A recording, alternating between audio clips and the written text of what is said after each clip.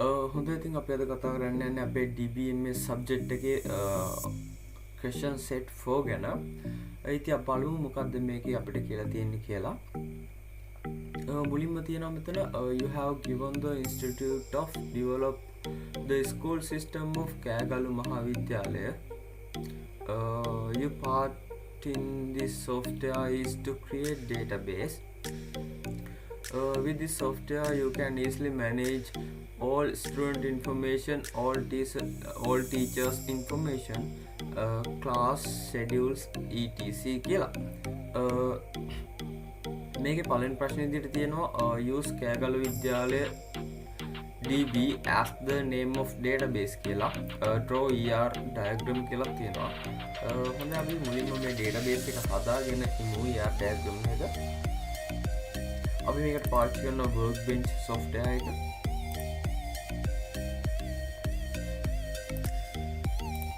මුලින්ම මම මේකේ new model එකක් open කරගන්නවා. මේක මම rename කරගන්නවා කෑගල්ලු විද්‍යාලය DB කියලා. rename reference කියන එක click කරනවා. මේක okay කරගන්න. ඊට පස්සේ මෙතන add diagram කියන එකට යන්න ඕනේ.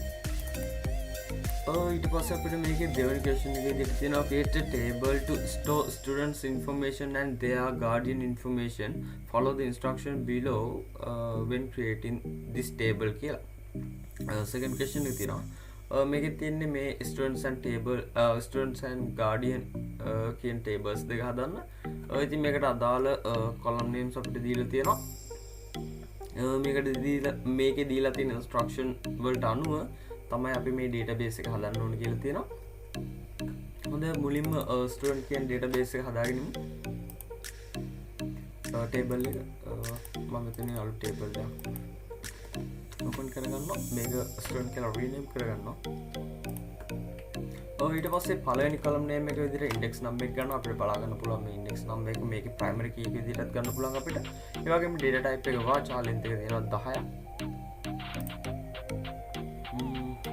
හොඳයි අපි පළවෙනි column name එක දෙනවා. අපි data type එක වාචා කරගන්නවා length එක 10යි. ඊළඟ column name එක අපිට දීලා තියෙනවා මෙතන first name කියන එක. first name එක අපි මෙතනට ගන්නවා. ඒකේ data type එක වාචා තිබ්බේ length එක 45. ඊට පස්සේ අපි ගන්නවා last name එක. මේකේ length එක 45යි. data type එක වාචාම තමයි. හොඳයි ඊළඟට අපි ගන්නවා මෙන්න මේ gender කියන column name එක. ඒකේ data type එක මම හිතන්නේ වාචා length එක 10ක්.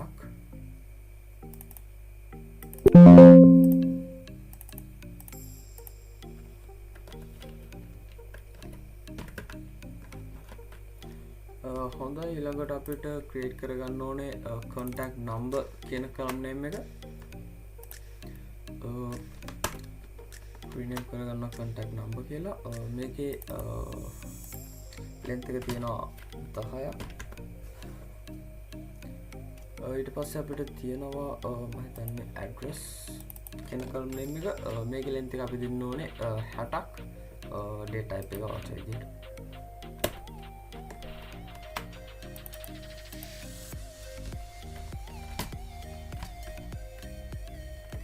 හොඳයි අපි පළවෙනි table එක හදාගෙන ඉවරයි. මේක additional data එකක් අපි schema එක delete කරගමු.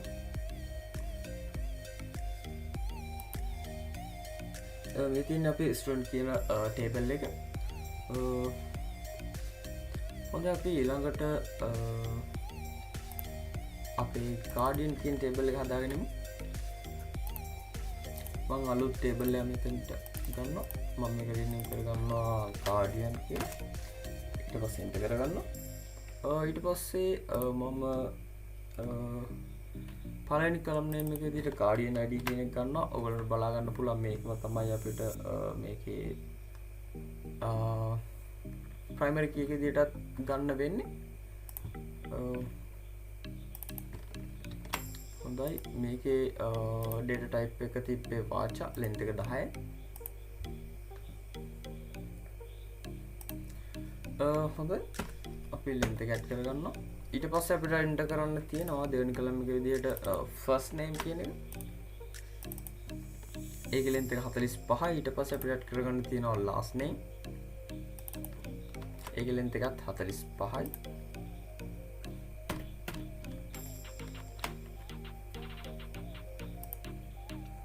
ඊළඟට අපිට තියෙනවා මෙන්න මේ gender කියන column එක ඒකත් අපි enter කරගන්නවා ඒකේ length එක 10යි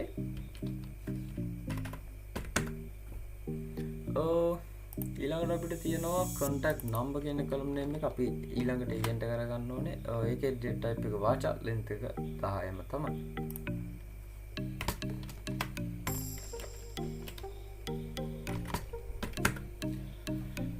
හොඳයි ඉතින් අපි අපේ tables දෙක හදාගෙන ඉවරයි අපි යමු ඊළඟ question එකට ඉතින් මේකේ තියෙනවා name the relationship between the two tables student and guardian that you set up above mark it in the ER diagram you created මේකේ කියලා තියෙනවා අපි හදාගත්ත tables දෙකට අදාළ relationship එක නම් කරන්න කියලා ඒ වගේ මේක අපේ ER diagram එකේ create කරගන්න කියලා තියෙනවා. පේන විදිහට මේක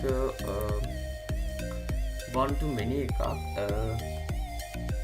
students කියන්නේ සාමාන්‍යමයි. එතකොට මෙතන guardian කියලා කෙනා ගත්තොත් උදාහරණයක් විදිහට hostel එකක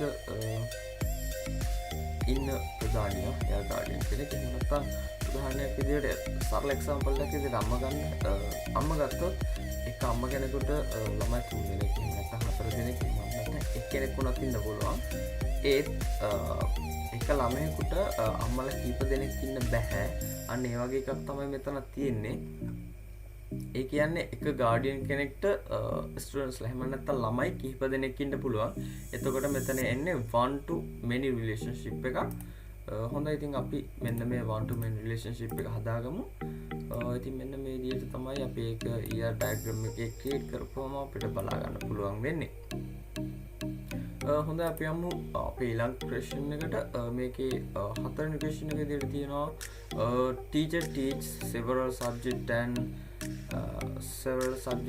one subject teaches several teachers create a teacher and subject table using the appropriate relationship follow the instructions below to create this table create an ER diagram මෙන්න මේ tables දෙක මේ teacher and subject කියන tables දෙක හදාගන්න කියලා මෙතන කියනවා හොඳයි මුලින්ම මෙන්න මේ teacher කියන table එක හදාගෙන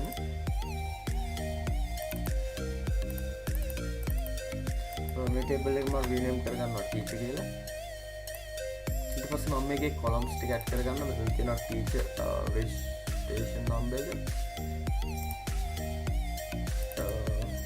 ඒකේ length එක තියෙනවා data type එක වාචන තමයි length එක 10යි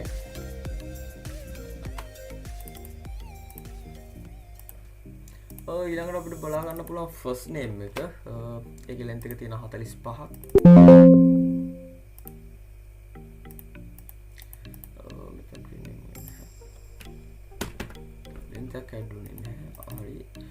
මෙතන අපි first name එක add කරගන්නවා ඊට පස්සේ අපි add කරගන්න ඕනේ last name එක එකේ length එක 45යි ඊට පස්සේ අපි add කරගන්න ඕනේ gender එක ඒකේ length එක 10යි data type එක වාචන තමයි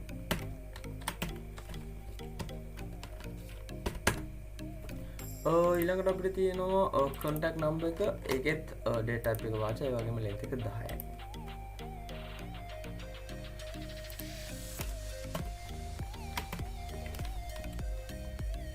අපි contact number එක add කරගත්තා ඊට පස්සේ අපි මේකේ length එක add කරගන්න ඕනේ 10ක්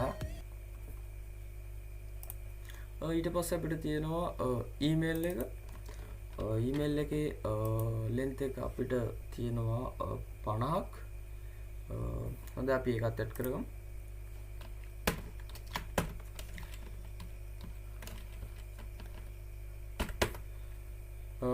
හරි අපි මෙන්න මේ ටීචර් කියන ටේබල් එක හදාගෙන ඉවරයි. ඊට පස්සේ අපි හදාගන්න ඕනේ මෙන්න මේ සබ්ජෙක්ට් කියන ටේබල් එක.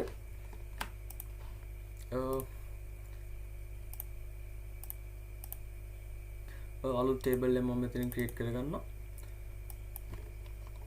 සබ්ජෙක්ට් කියලා එන්ටර් කරගන්නවා. ඊට පස්සේ මම මේකේ column name එක දෙනවා subject id කියන එක. මේක තමයි මේ ටේබල් එකේ primary key වෙන්නේ. මේක වාචා length එක 10යි. ඊට පස්සේ අපිට පුළුවන් මෙන්න මේ subject name එක ඊළඟ column එකේ දෙයට add කරගන්න. මේකේ තියෙනවා length එක 45ක්.